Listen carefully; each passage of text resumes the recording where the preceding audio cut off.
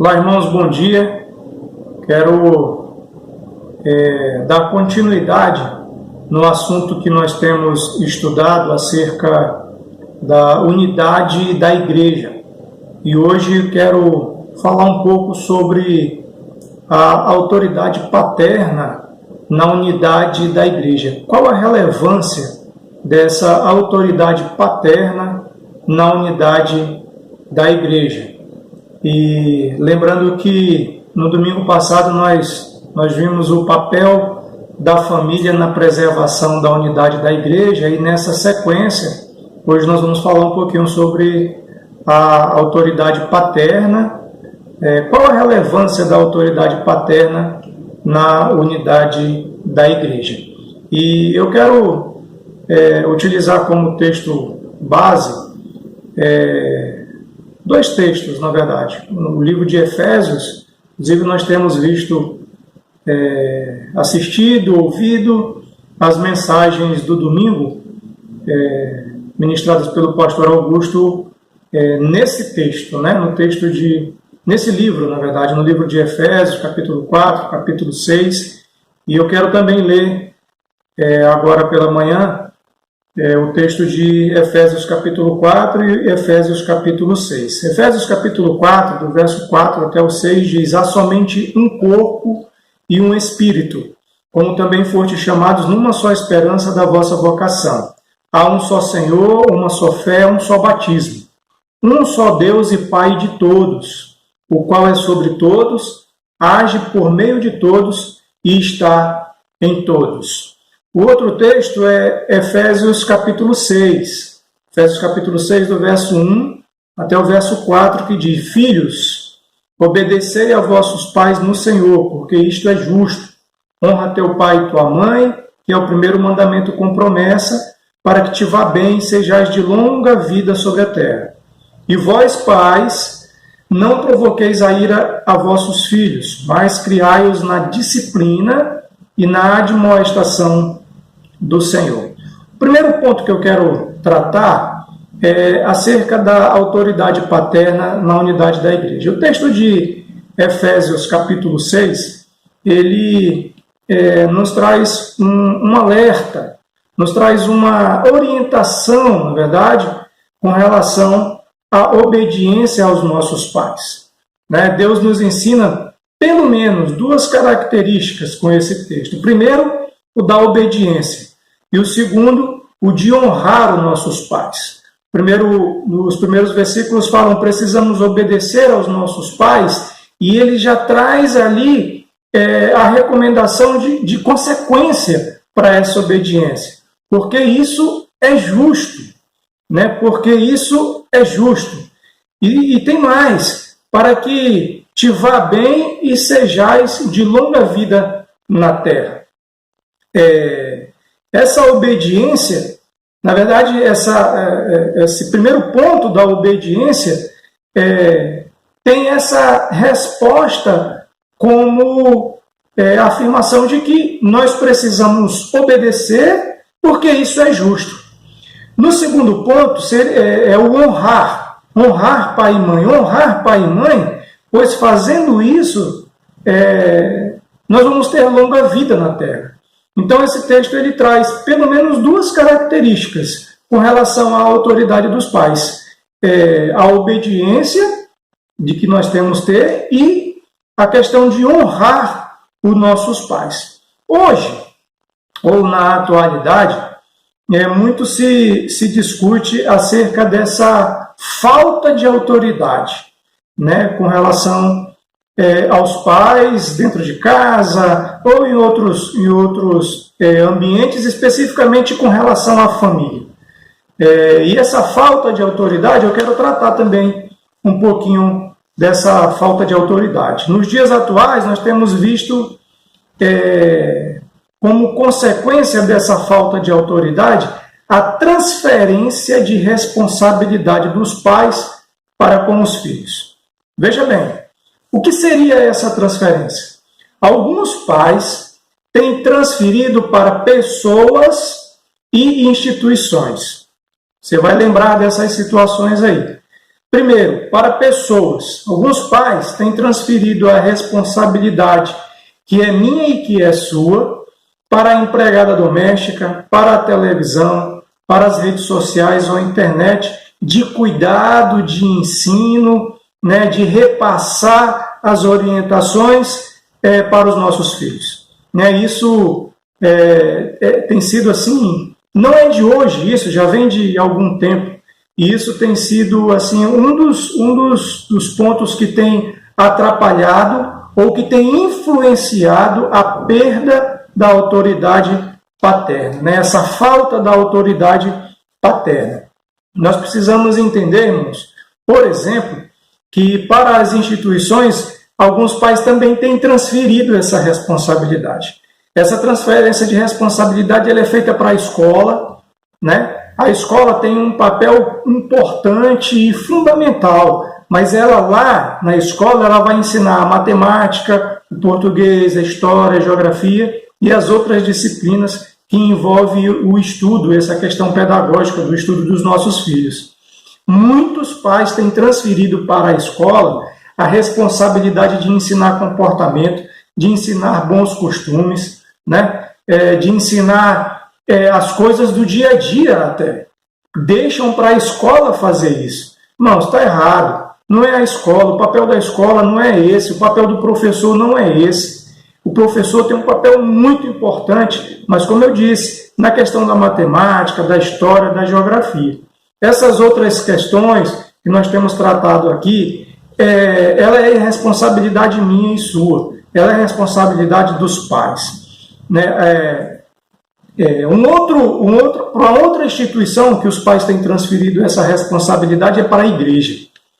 A igreja tem recebido muitas vezes essa responsabilidade de educar os filhos. Ora, se eu e você, pai, nós não conseguimos fazer isso dentro de casa, não é na igreja e não é na escola que eles vão fazer. A escola tem um papel, como eu falei, e a igreja tem um outro papel, o papel de complementar aquilo que você tem ensinado, que tem orientado como formação cristã para seu filho.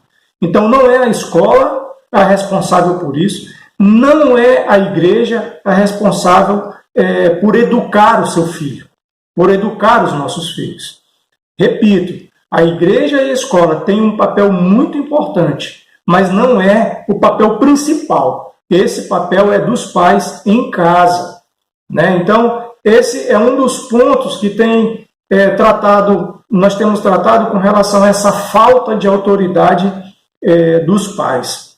Quem ensina sobre comportamento, sobre formação de caráter e algumas coisas relacionadas à convivência do dia a dia são os pais. Repito, não é a escola e não é a igreja que ensina isso. Essa responsabilidade ela é minha e ela é sua. E nós não devemos transferir para ninguém. Para ninguém. Para professor de escola bíblica, para o pastor, para a igreja de modo geral. Não. Nossa responsabilidade é em casa ensinar os nossos filhos. Um outro aspecto com relação à autoridade paterna é a ausência de limites.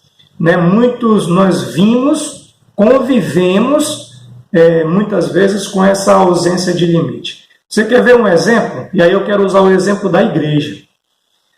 A criança passa o dia todo, ou não sei, boa parte do dia sem beber água e sem ir ao banheiro.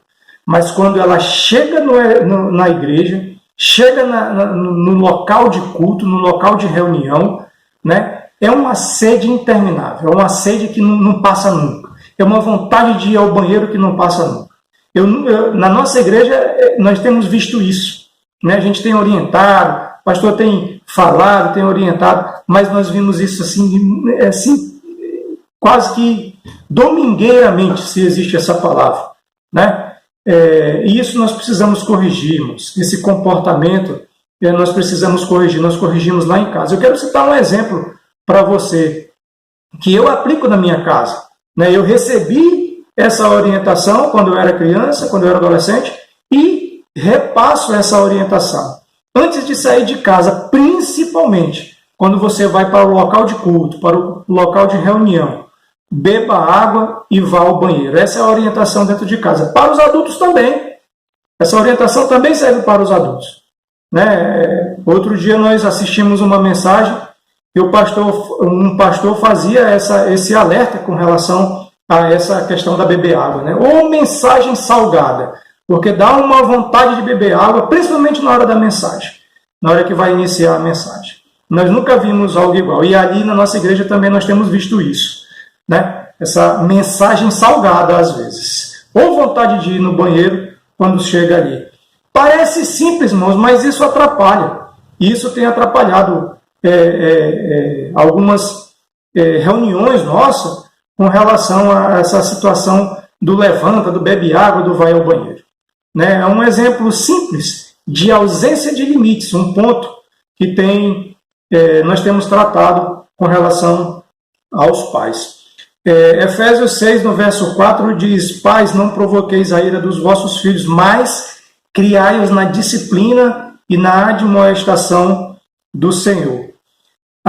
Outro texto que eu quero citar também é Provérbios 13, 24, que diz: O que retém a vara aborrece o seu filho, mas o que ama cedo disciplina. Eu quero citar também alguns exemplos, como já tenho falado. Outro exemplo, na verdade, eu quero citar nesse momento. Numa certa ocasião, fui levar a Mariana na escola, Mariana, minha filha, fui levar a Mariana na escola. E nesse dia amanheceu chovendo, uma chuva muito forte, e chegamos na escola, chuva muito forte, e tinha uma senhora com um guarda-chuva bem grande, recebendo as crianças no carro. Essa senhora, irmãos, ela não tinha obrigação nenhuma de ficar fazendo isso.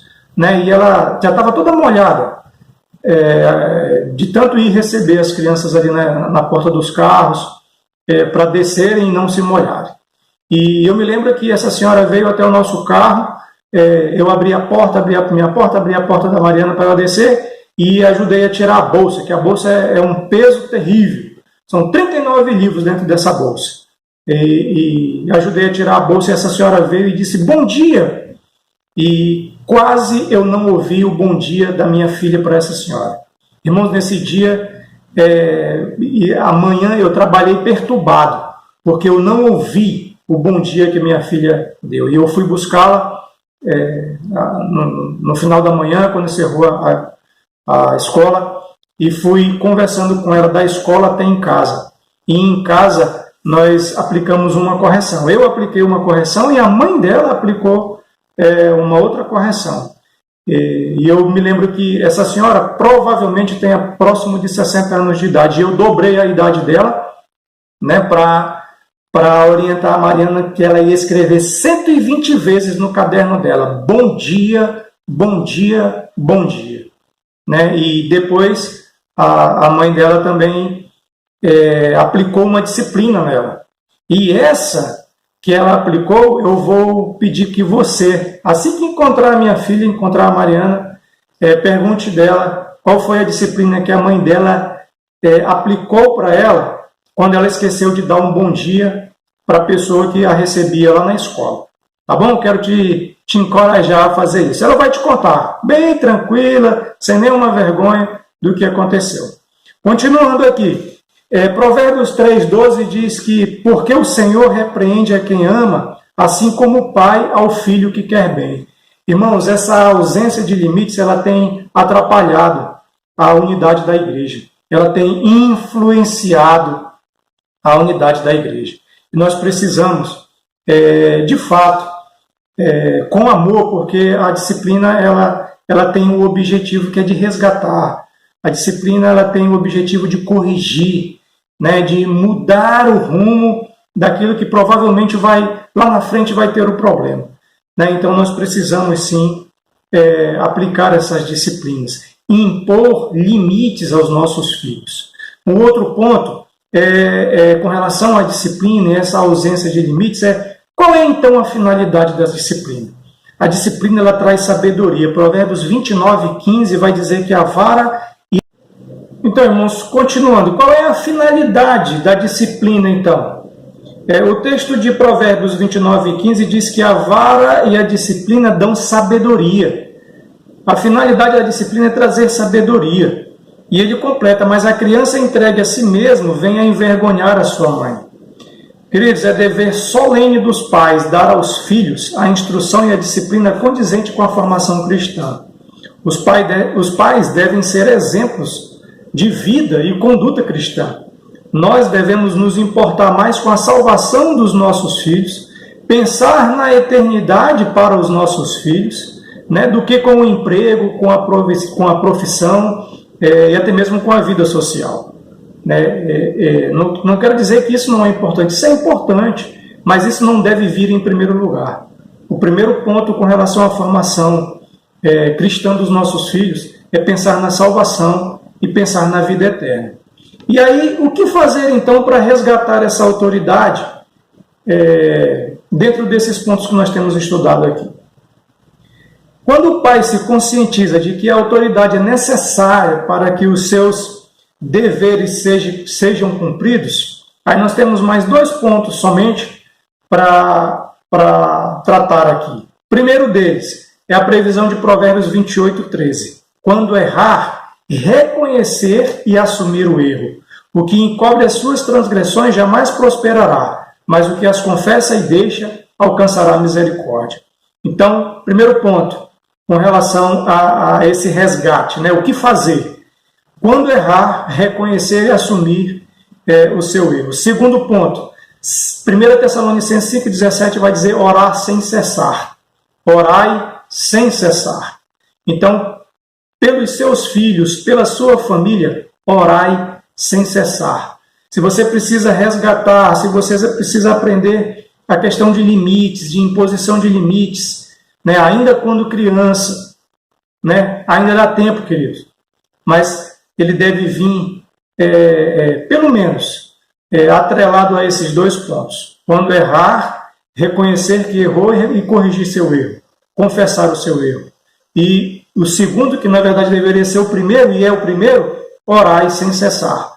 Orai sem cessar pelos seus filhos, orai sem cessar pela sua família. Eu quero concluir dizendo que tudo isso que vimos e ouvimos não é fácil. Não é fácil para mim, provavelmente não é fácil para você. Mas nós dependemos de Deus, irmãos. E tudo que vamos fazer é na dependência de Deus. É sobre a orientação, sobre o discernimento, buscando esse discernimento somente em Deus e vindo de Deus. Nós dependemos exclusivamente dele para conduzir nossos lares, nossos filhos e nossa família. Eu também quero concluir deixando uma palavra para as mães, que hoje é o Dia das Mães, né, comemora-se o Dia das Mães. Também nós sabemos que muitas mães, muitas mulheres têm exercido esse papel materno-paterno. Né? Não desista não, irmão. Não desista não da sua família, não desista dos seus filhos. Ore pelos seus filhos, ore pela sua família, busque orientação do Senhor. Amém, irmãos? Bom domingo para todos vocês. Espero que Deus possa continuar cuidando e abençoando a sua vida e a vida da sua família também. Grande abraço.